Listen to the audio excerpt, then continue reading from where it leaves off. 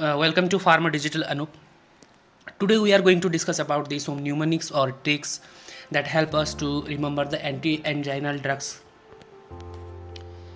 In this slide, you see that there are different types of subcategories of anti-anginals, or anti-anginal drugs are divided into further subcategories. Some of these categories are we already discussed in anti-hypertensive and anti-arrhythmic also. The most important categories in anti-anginal categories is that is a nitrates group. These nitrates group are broadly classified into two subcategories according to their duration of actions. First one is short acting and another one is long acting. And among the nitrates, the glyceryl trinitrate, or in short GTN, is the most important drug that are broadly useful in the anti-anginal category.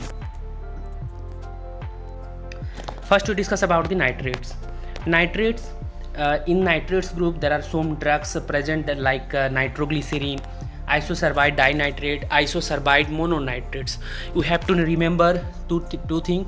In every drug, there are one prefix is present and another one is some suffix. Prefix and suffix, you have to observe these prefix and suffix, like here nitro, isosorbide nitrate, isosorbide nitrate means there are three things. One is nitro, next isosorbide. These are the some mnemonics, or these are the some suffix you have to remember about the nitrates group of anti-anginal drug. तो यहाँ तो हम लोग जान गए कि तो nitrate जो ड्रग होते हैं और नाइट्रेट्स ग्रुप का जो ड्रग होते हैं उसको खाने के बाद क्या क्या जो साइड इफ़ेक्ट्स के तौर पे होता है वो यहाँ पे हम लोग को देखना है. इसमें दो चीज़ को आपको याद रखना है, हेड और हार्ट.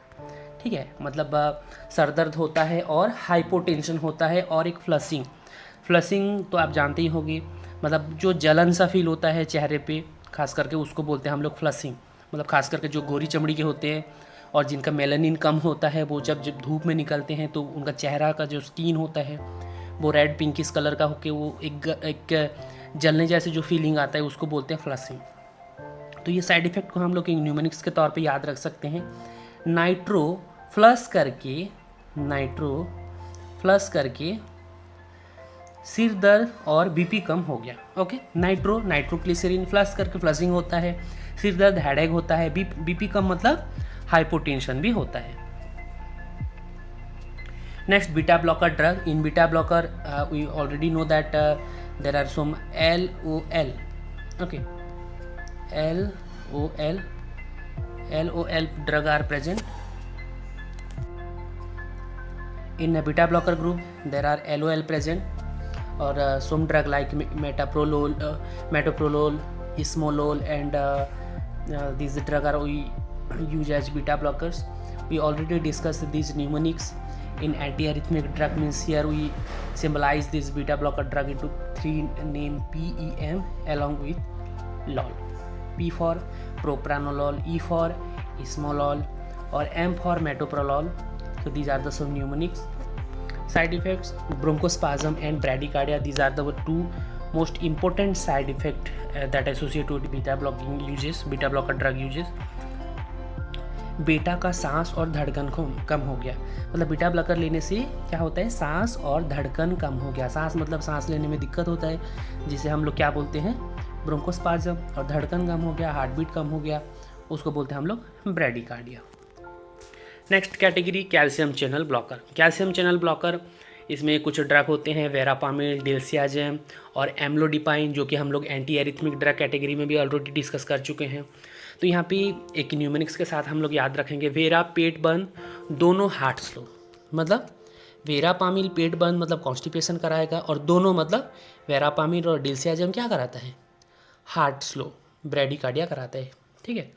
नेक्स्ट, और एक भी ड्रग है एम्लोडिपाइन, जो कि पैर में सूजन होता है, और इसके लिए भी हम लोग मैंने एक न्यूमेनिक्स बनाया है. जैसे एम्लो एंकल में पानी, आमलो अंकल पानी दो. ठीक है, एम्लोडिपाइन, एंकल पानी मतलब एडेमा, मतलब एम्लोडिपाइन खाने से एंकल में पानी जम जाता है. Next one is fourth one, nicorandil. That is a potassium channel opening category. निको दिल दिया नाइट्रेट जैसा। ओके, इसमें आप न्यूनिक्स के तौर पे याद रख सकते हो, निको दिल दिया नाइट्रेट्स जैसा।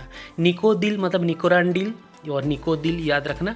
नाइट्रेट जैसा मतलब इसका जो एक्टिविटीज़ हैं, साइड इफ़ेक्ट्स होते हैं, वो सारे नाइट्रेट्स के जैसे होते हैं। जैसे हेडेक होता है, हाइपोटेंशन होता है, और एडिशनली ओरल और जीआई अल्सर भी होता है। Next ranolazine. रेनोलाजिन, और इसमें हम लोग याद रख सकते हैं, रेनो क्यूटी बढ़ाओ सीडी चलाओ। ओके, रेनो क्यूटी बढ़ाओ सीडी चलाओ। PQRST, ये जो है आपका ईसीजी का जो आपका ग्राफ होता है। तो ये जो क्यूटी साइकिल होते हैं उसको प्रोलॉन्ग कराता है। और सीडी चलाओ मतलब दो आप याद रख सकते हो, सी से कॉन्स्टिपेशन और डी से डिजीनेस।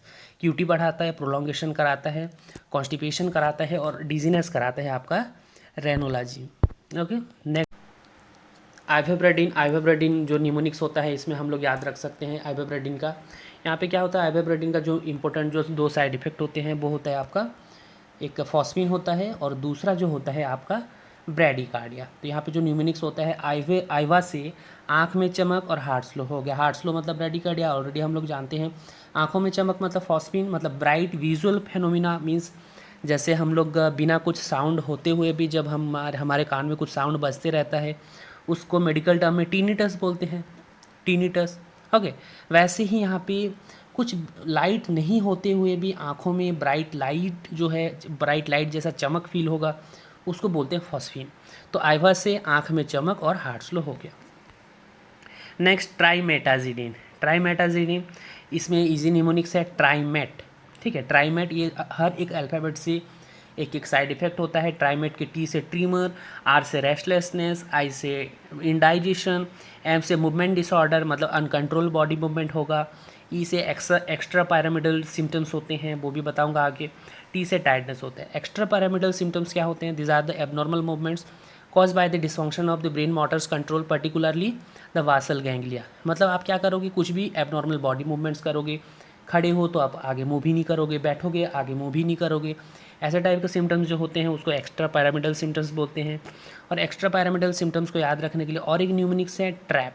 ठीक है, टी से ट्रिमर होता है, आर से रिजिडिटी मतलब मसल्स जो है स्टिफ हो जाएगा, एकाइनेशिया और ब्रैडीकाइनेशिया मतलब जो आपका बॉडी का जो मूवमेंट्स होते हैं, लिम्ब का जो मूवमेंट्स होते हैं हाथ पैर का, ये सब स्लो हो जाएंगे। और पी से पोस्चरल इंस्टेबिलिटी मतलब किसी भी पोस्चर में जो है वो इंसान जो है वो अकड़ जाएगा, उसको बोलते हैं पोस्चरल इंस्टेबिलिटी। तो इसको भी आप लोग एक न्यूमोनिक्स के तौर पे याद रख सकते हो। So from this video all the students definitely able to remember about the anti-anginal side effect along with its name. So hope you enjoyed the video. Please like, share and subscribe. Thank you.